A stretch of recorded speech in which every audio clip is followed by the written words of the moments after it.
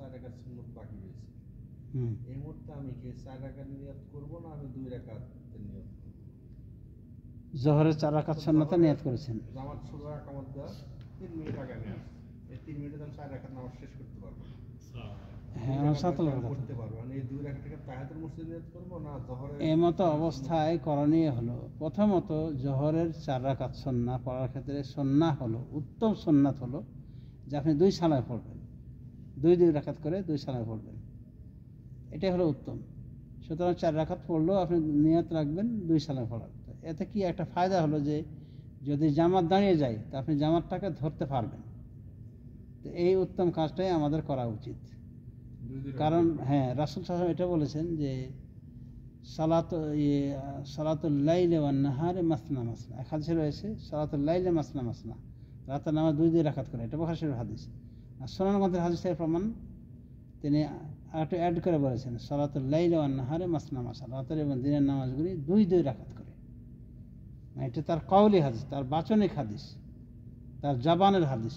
এটার হাদিস এই জাতীয় হাদিসের বেশি থাকে, মূল্যায়ন থাকে, গুরুত্ব থাকে। এই আল্লাহ রাসূল জবানের মাধ্যমে হুকুম নির্দেশ ইত্যাদি জারি করে থাকেন এবং এটার বেশি গুরুত্ব পায়। আরটা হলো ফেলি, তার কর্মগত হাদিস। তো এখানে দেখা আছে রাসূল সাল্লাল্লাহু আলাইহি ওয়াসাল্লাম তিনি নিজে বলছেন যে রাতের এবং দিনের নামাজগুলি 2 রাকাত করে, তার মানে এটা তার কওলি হাদিস, বাচনিক হাদিস। তো এই হাদিসের আমল করাটা উত্তম। সুতরাং আমরা রাতে পড়ি বা দিনে পড়ি, এই নফল সালাতগুলি পড়ার তরিকা হলো 2 রাকাত করে পড়া, এটা হলো উত্তম।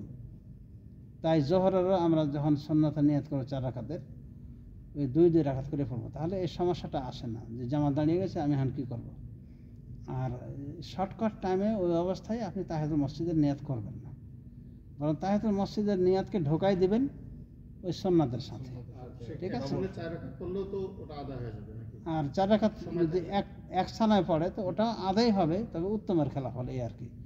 কারণ তিরমিজি হাদিসে পাওয়া যায় রাসূলুল্লাহ সাল্লাল্লাহু আলাইহি ওয়াসাল্লাম একদিন আসরের 4 রাকাত সুন্নাহ গায়র মুআক্কাদা যে আমরা যেটা বলি, এই 4 রাকাত সুন্নাহ পড়তে গিয়ে তিনি মধ্যখানে কি করেছিলেন, তাহিয়াত করেছিলেন, মানে বৈঠক করেছিলেন।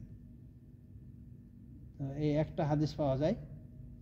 এই হাদিসের আলোকে ওলামায়ে কেরাম সালাফি ওলামায়ে কেরাম বিশেষ করে তারা বলেন যে এটা জায়েজ আছে, কারণ নবী সাল্লাল্লাহু আলাইহি ওয়াসাল্লাম একদিনের জন্য হলো পড়েছেন, ওটা তো সুন্নত, যদিও ওটা গায়র মুআক্কাদা। এক সালাম পড়েছেন কোনো এক সময়, তাই এক সালামও পড়া যায় মাঝে মধ্যে, তবে এর থেকে উত্তম হলো 2 রাকাত করে পড়বেন।